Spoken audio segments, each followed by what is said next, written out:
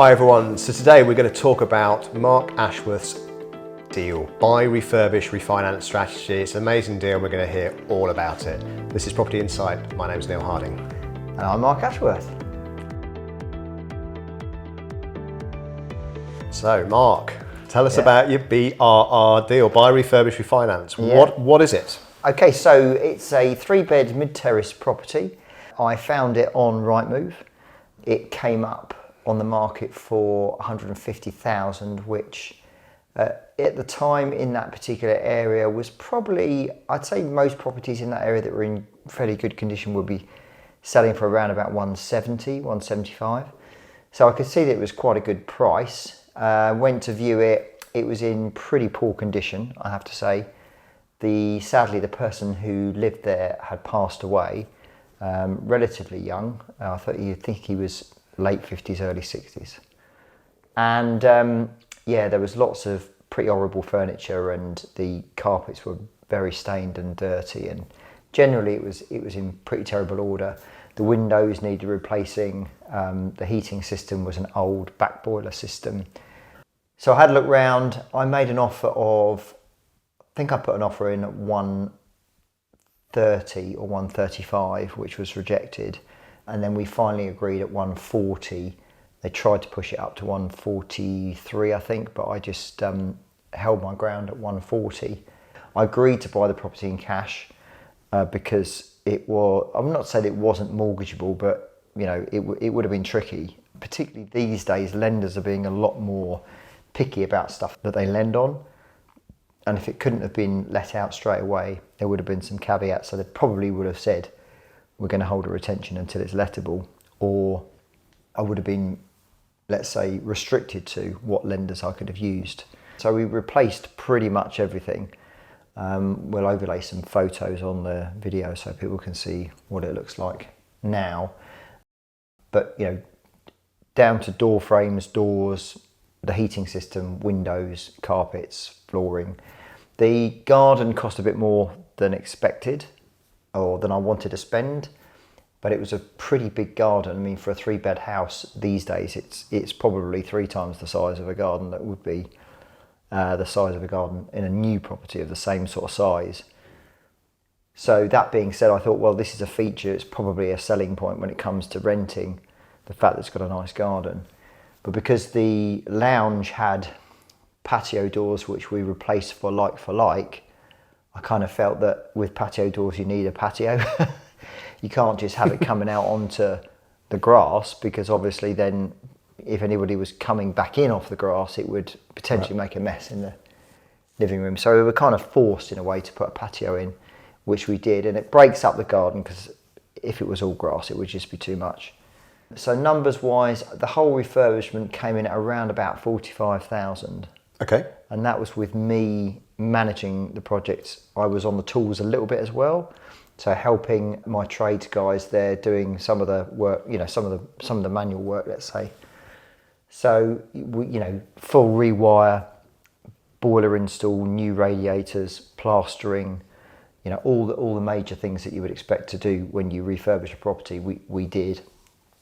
It probably took us about 8 to 9 weeks, a little bit longer than we wanted to. A few breaks in between that, you know, tradesmen on holiday. I had some holiday in there as well, so it took a little bit longer than expected. But we've done it to a really, really good standard, and we've had a lot of interest when it's come to renting. We've put it on at a slightly higher price, just because everything's brand new, essentially. A couple of the agents said to me that I'd be lucky to get that for rent, but we're currently referencing a tenant for that right now, so we should have somebody lined up for that very soon. Congratulations. In terms of a revaluation, so cost at 140 plus a few legal fees and whatnot, and then we've got the refurb at 45. End value, a couple of the agents said 210, maybe 220. I think I'll put a value in at 220 when I take it for a mortgage. So there will be some money left in, but it's a good quality long-term property that I don't have to do anything to in the life of its ownership. For as long as I own it, I won't need to do it. I mean, worst case, I might need to change the boiler in 10 years' time, but nothing else will need changing. Well, obviously carpets, but that's kind of fair wear and tear, right? I'm talking about all the windows and the tiled flooring that we put in the kitchen.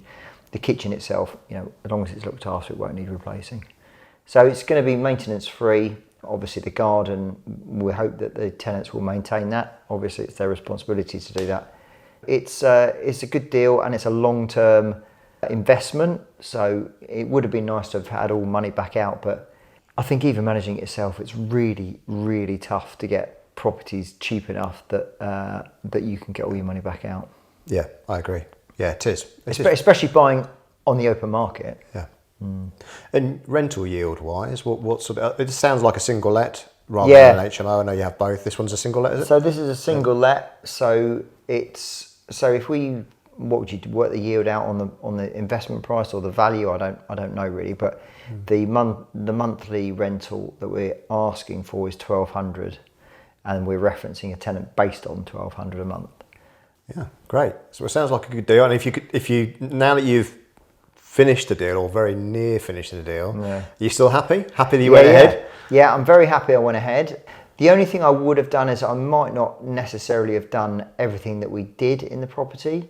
So things like replacing door frames and stuff like that, I'm not sure it was entirely necessary. I'm glad we did it. And actually, so we replaced all the skirting boards. But when I think back, the reason why we had to replace some of them was because the old sockets before the rewire were so low to the wall that the previous owner had to cut round the skirting board to fit it around the sockets. Because obviously I would imagine that at some point the skirting boards was those really small, short ones that you often get in ex-local authority houses. So they'd been replaced with bigger ones, but of course you couldn't reuse those skirting boards, or once you take the sockets out and move them into the correct place. Because we were rewiring them, that leads to other things. So when you decide to do something, you've then got to, that then provides another job to do something else. You see what I mean? So like when we took out the kitchen, it left a wall that was completely, like, you couldn't put anything on their level. So it had to be completely replastered. But so these things, when you decide to do them, like rewiring, you have to put the sockets at a certain height.